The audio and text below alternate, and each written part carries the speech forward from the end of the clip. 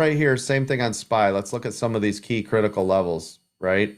So SPY was what, 420? Is that our pre-market setup that we had on Friday? Let me look. Yes, it was exactly 420.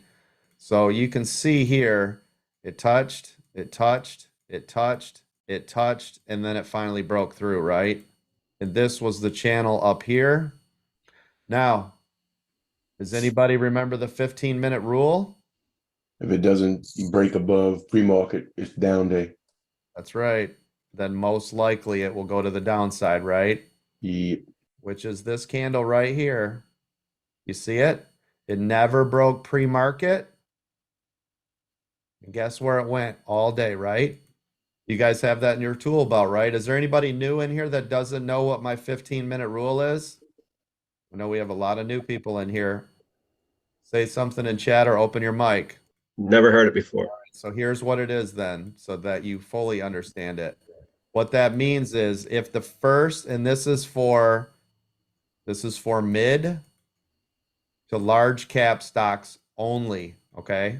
That's not baby Mara runners because they just, they're all over the place. They don't really care, right?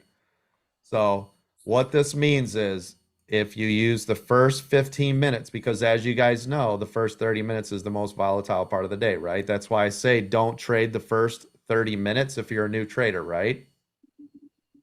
So if the first 15-minute candle of the day cannot break the pre-market high, most likely it's going to go to the downside. Does that make sense? Yes. It's not always, but most of the time. Now, listen, if news comes out, if something changes, if there's, some sort of weird circumstance, then it can change. But for the most part, it's not going to happen, right? So like here with Microsoft, even though the first 15-minute candle popped way up, look at it. It never broke it again. See it? That's Microsoft. Tesla kind of plays by its own drummer just because it's Tesla. But you can also see Tesla's first 15-minute candle was a pop. See it? And it broke pre-market high. See there? You had a run up, and this is the open, and it did go up the rest of the day, didn't it? You guys starting to see that? Here's your cues. First 15 minutes of the day never broke pre-market. And where did it go all day? And coach, I use that too for days that I recover calls, is to see how the day is going to go and keep an eye on it. Yeah, for sure. Yep. And when you're doing that too, Mark, a lot of times what I'll do, right, when I'm writing my cover calls is I'll go to this 1 hour and this will help me more. Yes. Mm-hmm. So, and you guys know you can use the EWO, right? My 2-minute drill, you can use it on everything. So in this case, this would be a 1 hour EWO, but all the same rules apply. Second candle, second candle, second candle, second candle, second candle. Do you understand? Same rules, you just are going to swing trade it, right?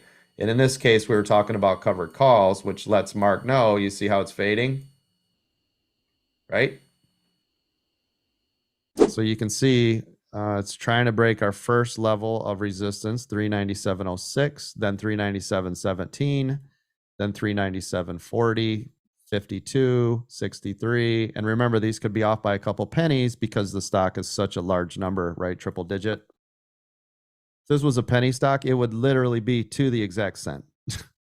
Oh, the bigger the stock, the more room you got to give it. Use Apple and Tesla to inform on SPY? I do. Mm-hmm. Yeah. Apple. Yeah. Yeah. Anytime I'm scalping or trading SPY, yeah, I'll always have SPY here.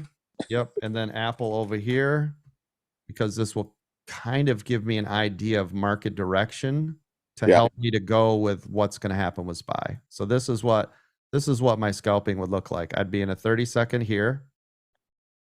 I'd be at a 2-minute here. And then if I was trading options, it would be in here. So this is what my screen would look like, just like this. That's a scalp.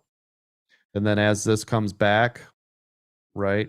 So a lot of times, like if it's not following Apple, I pull out here like we did with you guys. And I'll make sure these key critical areas, I know where they are. So when I'm over here in my 30-second, I know when I'm going to run up against a wall already, right? So I already know, like, when this comes up to 397.40 and I'm in a scalp, I better watch myself, right?